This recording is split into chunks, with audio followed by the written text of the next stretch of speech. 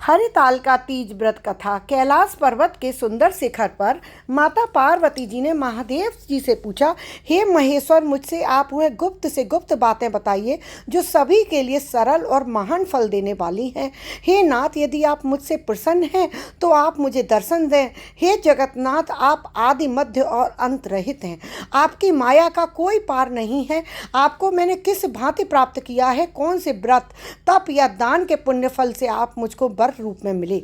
महादेव जी बोले, हे देवी, मैं आपके सामने उस व्रत के बारे में कहता हूँ जो परम गुप्त है। जैसे तारागणों में चंद्रमा और ग्रहों में सूर्य, वर्णों में ब्राह्मण, देवताओं में गंगा, पुराणों में महाभारत, वेदों में साम और इंद्रियों में मन श्रेष्ठ है, वैसे ही पुराण और वेद सब में इसका वर्णन आया है, जिसके प्रभाव से तुमको मेरा आधा आसन प्राप्त हुआ। हे प्रिय, उसी का मैं तुमसे वर्णन करता हूँ। सुनो, भाद्रपद भादव मास के शुक्ल पक्ष की हस्त नक्षत्र के दिन इस व्रत का अनुष्ठान मात्र करने से सभी पापों का नाश हो जाता है। तुमने पहले हिमालय पर्वत पर इसी महान व्रत को किया था जो मैं तुम्हें सुनाता हूँ।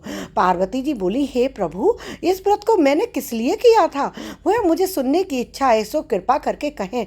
शंकर जी बोले, आर्यव्रत में हिमालय नामक एक महान पर्वत है, जहाँ अनेक प्रकार की भूमि अनेक प्रकार के वृक्षों से सुशोभित है, जो सदैव बर्फ से ढके हुए तथा गंगा की कलकल ध्वनि से शब्दमान रहते हैं। हे पार्वती, तुमने बाल्यकाल में उसी स्थान पर परम तप किया।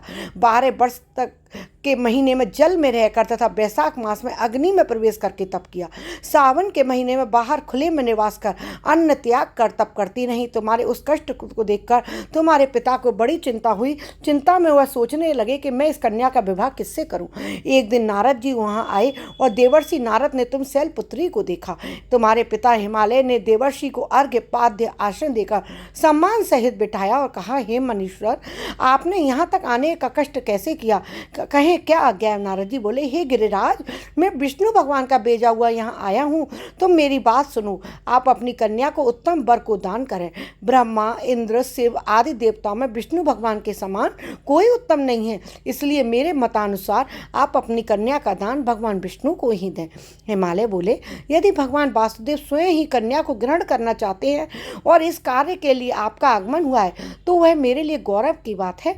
मैं अवश्य उन्हें ही दूंगा। हिमालय का यह आश्वासन सुनते ही देवर्षि नारद जी आकाश में अंतर ध्यान हो गए और भगवान विष्णु के पास पहुंचे।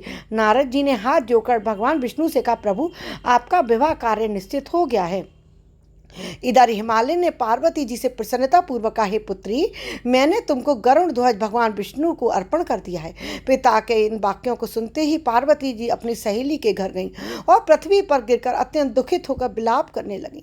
उनका विलाप करते हुए देखकर सखी बोली, हे देवी, तुम किस कारण से दुखी हो, मुझे बताओ, मैं अवश्य ही तुम्हारी इच्छा पूरी करूंगी। पार्वती बोली, सखी सुन, मेरी जो मन की अभिलाषा है सुनाती हूँ। मैं महादेव जी को वरण करना चाहती हूँ। मेरे इस कार्य को पिताजी ने बिगाड़ना चाहा है, इसीलिए मैं निसंदेह शरीर का त्याग करूंगी। पार्वती के इन वचनों को सुनकर सखी ने कहा, हे देवी, जिस वन को तुम्हारे पिताजी ने न देखा हो वहां तुम चली जाओ। तब पार्वती देवी अपनी सखी का यह वचन सुन ऐसे ही वन को चली गई। पिता हिमालय ने तुमको घर पर न पाकर सोचा कि मेरी पुत्री को कोई देव दानव या किन्नर हरण करके ले गया है। मैंने नारद जी को वचन दिया था कि मैं पुत्री का भगवान विष्णु के साथ वरण करूंगा। हाय, अब मैं कैसा अपना वचन पूर्ण करूंगा? ऐसा कहकर वे बहुत चिंतातुर होकर मूर्छित हो गए। तब सब लोग हाहाकार करते हुए दौड़े और मूर्छा होने पर गिरिराज से बोले कि हमें अपनी मूर्छा का कारण बताओ। हिमालय बोले, मेरे दुख का कारण यह है कि मेरी रत्न रूपी कन्या को कोई हरण कर ले गया, सर्प ने काट लिया या किसी सिंह ने मार डाला। वह ना जाने कहाँ चली गई या उसे किसी राक्षस ने मार डाला।